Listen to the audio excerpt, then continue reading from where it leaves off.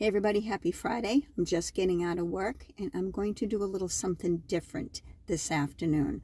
I'm not going to talk to you about anything. I'm not going to go to Target. I'm not going to go to another store, Big Lots, anything.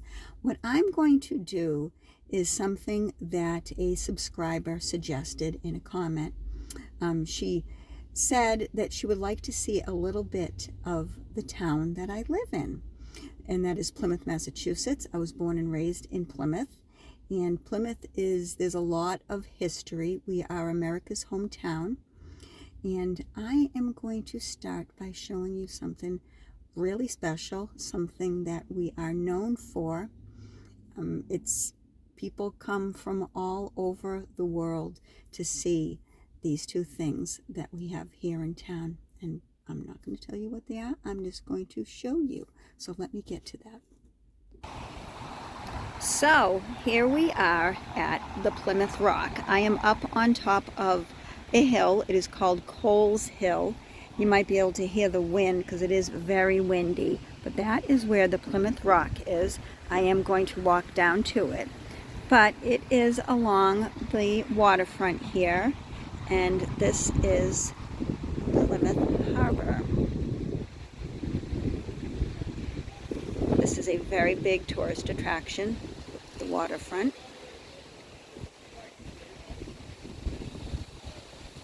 When I was a teenager, we all used to cruise down here in our cars, park, and just watch everybody. So that's the Plymouth Harbor, and that is where the Plymouth Rock is. Beyond that, on the other side of the tree, is the Mayflower. So let me walk down these stairs and we will go see the rock. So this is the Plymouth Rock, and there is a tour guide that is doing a speech of the rock. So as you can see, it says 1620 on the rock, and it's not the full rock, and it's not even the real rock. Some traffic going by, but that is the Plymouth Rock. I'll let you listen to this man a little bit. And what they said is, it's a sign.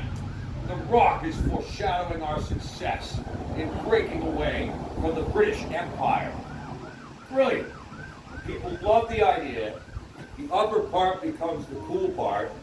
The lower part, not so cool. They decide to bury it right on the spot. And so that's when the lower part first gets buried. And it's going to stay that way for a long, long time. While the upper part kind of is the star, and it's up in town square. People come to see it, and people are recruited at it. Daniel Webster will come for the 200th anniversary of the town and make speeches over it. All the while, the lower two-thirds were buried in a dock down on the waterfront. So, as you could have heard, or as you did hear, the tour guide was talking about the Plymouth Rock, and it's a whole lot of history behind it.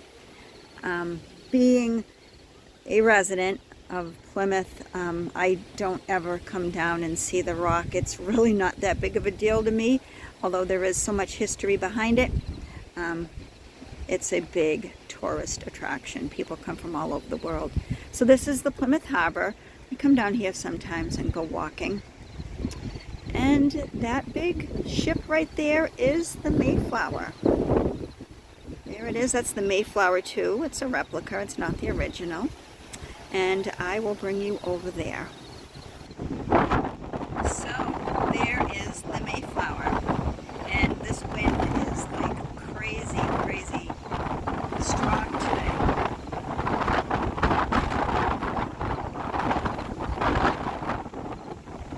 I guess because of the hurricane that was down to Bermuda or wherever. But anyways, that is the Mayflower. And there's some more of Plymouth Harbor. A lot of boats, as you can see.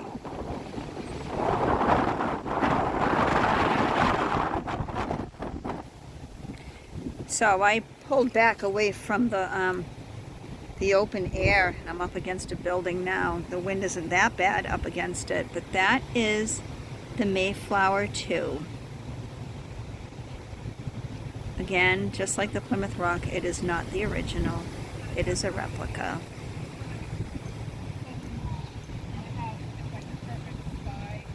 And there's a lot of people walking around here. Big tourist spot here in Plymouth. People come down with their dogs. This dog is like a big brown poodle. Yeah, pretty dog. So that is the Mayflower.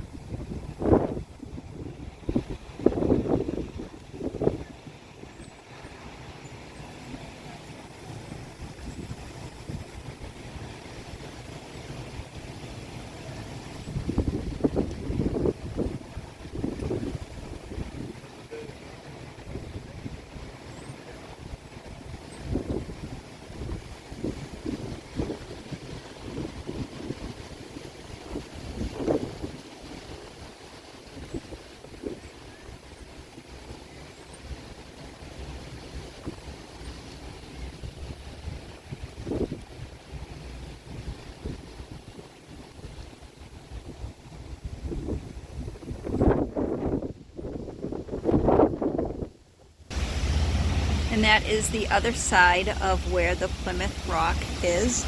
I do believe it is called a portico. So I'm going to leave this windy area and go back to my car. And everything is beautiful down here.